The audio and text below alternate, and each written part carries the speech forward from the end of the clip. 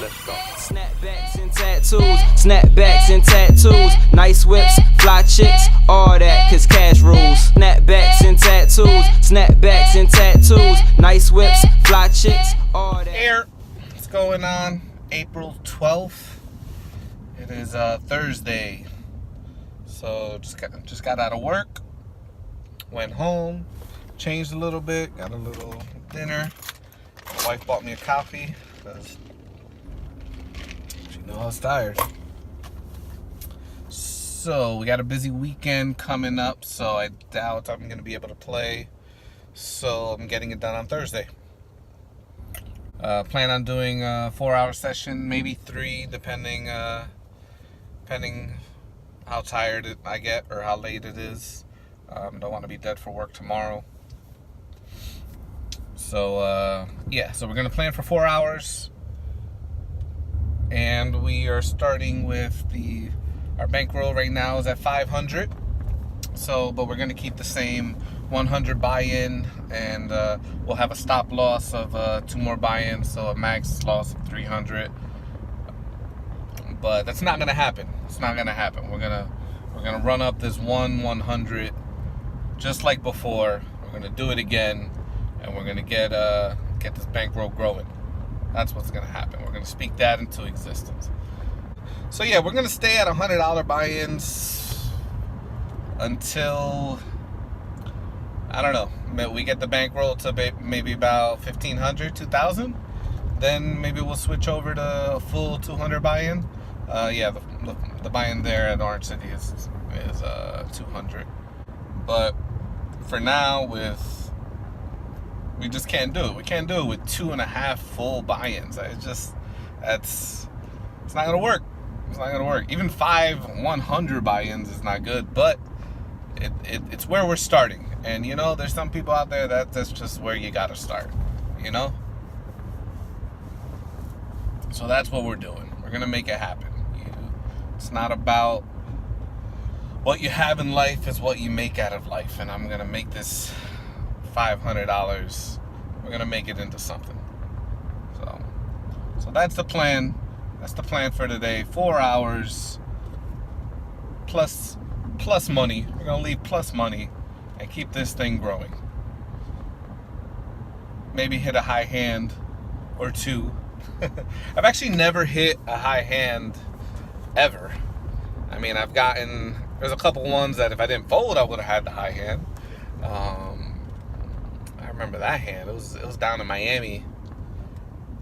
You know, four cards to a straight out there, and the guy bombs it. I think it would have put me all in, and there was like 2 other callers after him. So I couldn't keep going with it. So I let it go, and then lo and behold, full house came on the river, and I would have had the high hand for the remaining 3 minutes, and then, you know, $200, something like that. But whatever. I think today's high hands is $300 every 20 minutes until 10 o'clock, something like that. We might get there by 8, so we'll have, you know, a couple chances. But that's not our main goal. Our main goal is to play good poker and to leave with more than what we came in with. That's gonna be the goal. And side goal, I'm gonna try to take some notes. I'll try to take some notes for these hands for you guys, so we could, you know, talk about a few. We'll keep you updated. Peace. Pass through, fresh to death, you've now entered swag school. Ladies holding kisses, swag the code and sickness. Team Dricky tatted on them cause they ass is so ridiculous. And the Mozzie paparazzi, man, they can't control the pictures. New M.O.B. tat, screaming money over bitches. My clothes and tats, they all custom though. Something that you... Alright, so session number 2 is done with.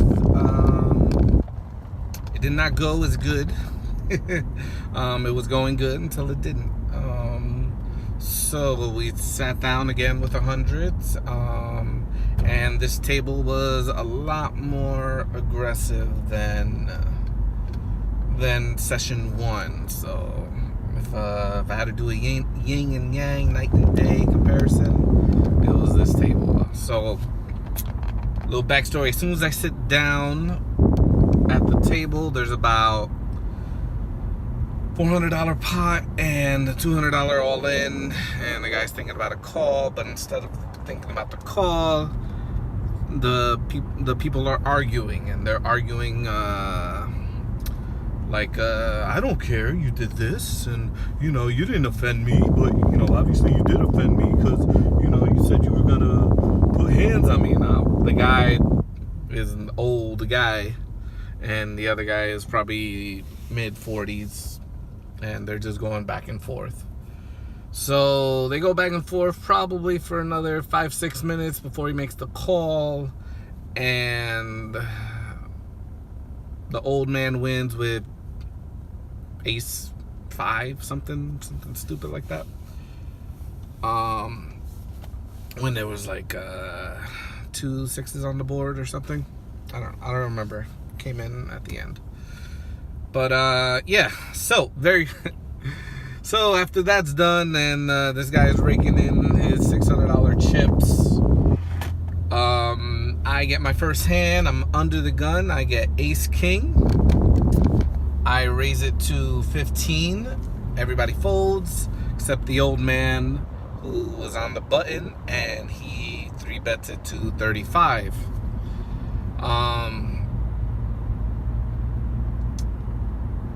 I mean, just sitting at the table and not knowing anything except that he went all in with the ace and a weak kicker. I just didn't think he was that strong. So small blind shoves for his remaining 35s, something like that, or 40.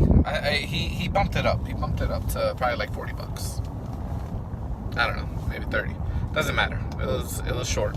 So I shove my 100 first hand. So right out the gate, put that bankroll to the test. Flop comes all bricks. We hit nothing. I show my ace king. Old guy shows ace 7. He 3-bet and then called my shove with ace 7. And the other guy had ace jack. He hit the jack, so he tripled up to like $100. And then I got the side pot of like 92. So I lost like $8 in the very first hand, going all in. So that kind of set the tone. Yeah, that old guy, he was definitely going crazy. He was betting every draw, and I don't mean, he was betting $50 pre-flop, $100 pre-flop, no lippers, no raises, not taking anybody's blinds or anything. Well, I'm taking people's blinds, but not taking anybody's raises or anything. Just out of the blue, queen jack, let me raise to $100.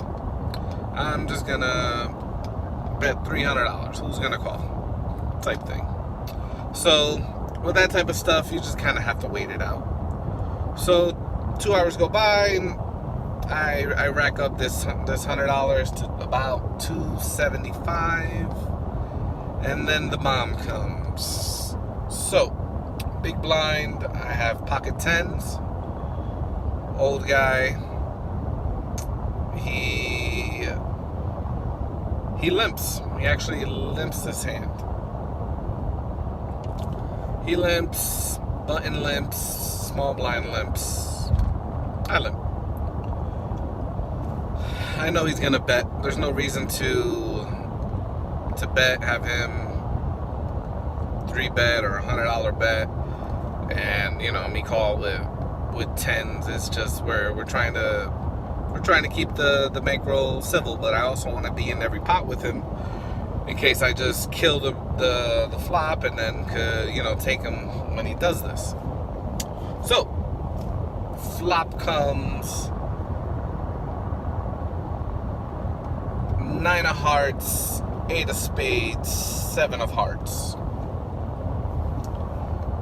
I have pocket 10s. I have the 10 of heart, so I'm blocking a lot of straight flush draws there. I check.